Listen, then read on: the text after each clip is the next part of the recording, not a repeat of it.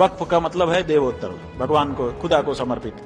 खुदा तो सीधे आके जमीन पे रहता नहीं है, वो जमीन पे रहने वाला चीज भी नहीं है। वो खुद ही कहते हैं कि काबा के ऊपर 7वें आसमान पे रहता है। मुसलमान एक तरफ सौगातें मोदी ले रहे हैं, तो जब सौगातें मोदी हाथ फैला करके आप ले रहे हो, सेवैयां बना के खा रहे हो, तो ये भी तो सौगातें मोदी ही है। लॉ एंड ऑर्डर की दृष्टि में हिंदू मुस्लिम नहीं होता है, लॉ एंड ऑर्डर की दृष्टि में दंगाई और निर्दोष होता है। देखिए, वक्फ जो है वो राजनीति की ही देन है।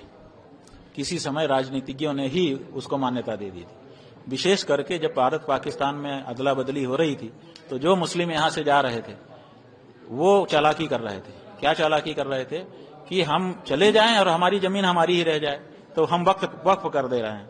तो बताइए, तो आप जा रहे हैं तो वहां जाके हिंदुओं की प्रॉपर्टी पे आप काबिज होंगे, तो आप यहाँ अपनी छोड़ के हिंदुओं के लिए जाइए। तो ये हिंदुओं के लिए छोड़ी जो जगहें थी उनको वो वक्फ कर गए, और वक्फ कर करके उस पर बोर्ड के माने मुसलमान ही काबिज हो गए। तो ये उनको फिर मान्यता भी दे दी गई, बोर्ड को मान्यता दे दी गई, सरकार ने उनके लिए एक नियम बना दिया, संरक्षण दे दिया।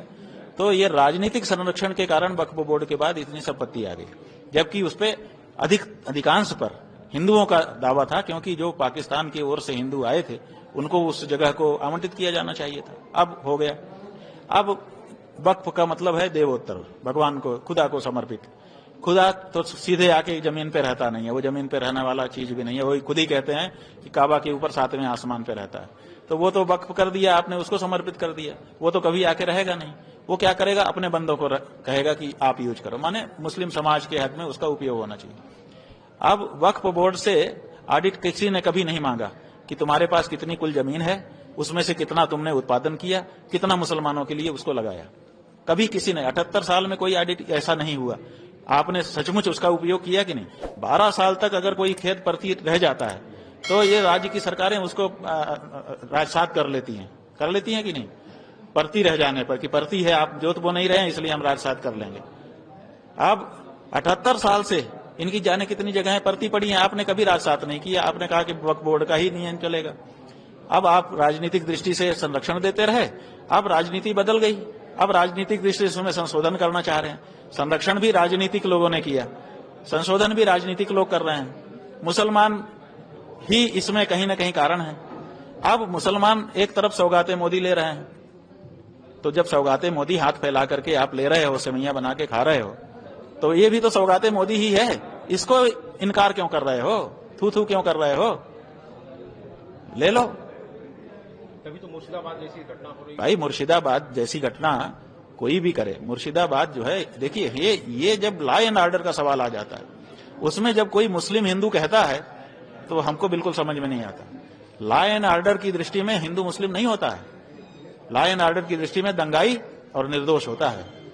तो अगर दंगाई चिन्हित करके पकड़ लिए जाए और लटका दिया जाए, माने कड़ा दंड दिया जाए, रूह कांप जाएगी। लेकिन सरकारें ये नहीं करती हैं, और सरकारें ये नहीं करती हैं, जिसके कारण राजनीतिक लोग ये सब बीच बीच में करते रहते हैं, निर्दोष जनता भरपाई करती रहती है। अब वहां हिंदू मुस्लिम की राजनीति आ गई है, भाजपा हिंदू की राजनीति करेगी, ममता मुस्लिम की राजनीति करेंगी। मारा कौन जाएगा? कुछ हिंदू कुछ मुसलमान, ज्यादा हिंदू कुछ मुसलमान। भाई, मंदिरों में तो ताकत नहीं है, आपके कहने से हम मान ले रहे हैं थोड़ी देर के लिए, ये ताकत नहीं है, टूट गए। तुम्हारे माता पिता में भी ताकत नहीं थी, उन्होंने क्यों नहीं रोका? तुम्हारे दादा दादी परदादा परदादी कोई तो रहे होंगे, उन्होंने क्यों नहीं रोका कि हमारे देश में तुम बाहर से आए हो, आक्रमणकारी हो, खबरदार जो किसी को छुआ।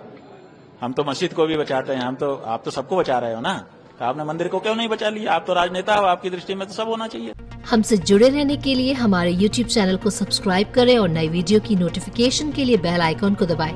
अगर आप ये वीडियो Facebook पर देख रहे हैं तो लाइक जरूर करें और ज्यादा से ज्यादा शेयर करें। धन्यवाद।